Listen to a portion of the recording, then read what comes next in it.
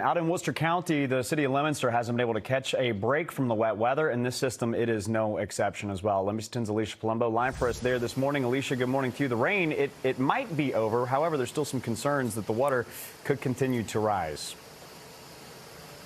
Yeah, Colton, the good news, of course, is that the rain is out of here. We've got blue skies and sun, and that's helpful in one sense. But in another sense, we still have some ponding here on the road because we still have a lot of melting. The river's definitely higher than normal, but no real flooding at this point, at least. And it looks like Leominster will not have the major flooding it had here in September when this road buckled and the force of the water washed out this front yard. Rushing rivers, brooks and streams swelled overnight into Wednesday morning in Leominster. The community still on edge from the catastrophic flooding in September that compromised dams, buckled a main road and flooded neighborhoods. Elmer Pena says even though the sun's out now, he fears similar flooding to the weather that destroyed his next-door neighbor's property this past fall. I didn't even want to work. I want to stay around and just to make sure things are okay. My family is fine. Leominster Mayor Dean Mazzarella says thanks in part to public works crews and the community clearing catch basins and shoveling out problem areas, it looks like they avoided another natural disaster. But with Wednesday's unseasonably warm weather, they'll be monitoring the melting as the 17 inches of snow that fell over the weekend continues to turn into additional runoff. It does take time to come off the hills to get to the brooks, to get to the Manusnack, that gets to the Nashua. So it does take some time. So we'll watch it for the next 24 hours and see what happens. But I think the worst is, it looks like it's over.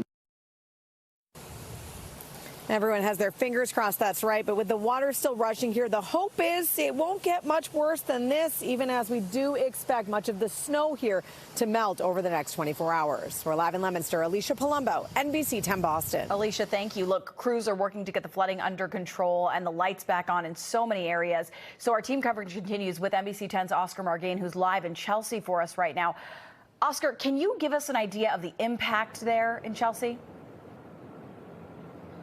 And not just in Chelsea, but all along the shoreline, it's been an issue in terms of flooding here. And yes, here at Vale Street, not the exception. I'm at the Everett and Chelsea line, where a handful of cars were left stranded, including the one you see right here. Most of those vehicles have now been towed. An overnight storm making a splash in eastern Mass, bringing with it wind and rain. The water quickly flooding low-lying areas along Route 1. It was very difficult. I couldn't even see the water. Carlos Peroni lost control and hit the center guardrail. While I was driving, the car floated on top, and the car slid and spun. Over at the Chelsea-Everett line, a common sight during these weather events. This happens all the time on the street. This time, 3 stranded cars. That's quick. Partially submerged in knee-deep waters on Vale Street. The manhole cover off. You're going to fall right in it, buddy. The warnings for everyone thinking of crossing flooded roads. Literally, it's always the street right there. Cars always get stuck, so we always tell people to try to stay away from there. Meanwhile, in Malden, drivers having to slam on the brakes as they brace for water impact. Others in Norwood, not so lucky. This car washed out during the storm on Upland Road. What was a relatively quiet start to the season quickly ramping up at the start of the year, putting a constant strain on power crews across the region. We're into this pattern where every few days we're having events, but you know, we watch these closely. We have a very good plan. You know, our workers here at Eversource are ready, and we'll serve our customers. Now, at last check, there were about 3,600 customers still without power as crews continue to work around the clock to try to restore their services as soon as possible. Now, both Eversource and National Grid say they're going to be keeping those hundreds of crews that they have here deployed and that come from across the country. They're going to be keeping them so that they can continue working for the upcoming storms that we see here on the horizon.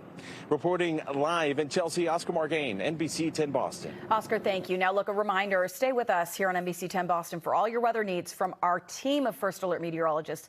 All you have to do is download the NBC 10 Boston app. You can set it up to get severe weather alerts for exactly where you live.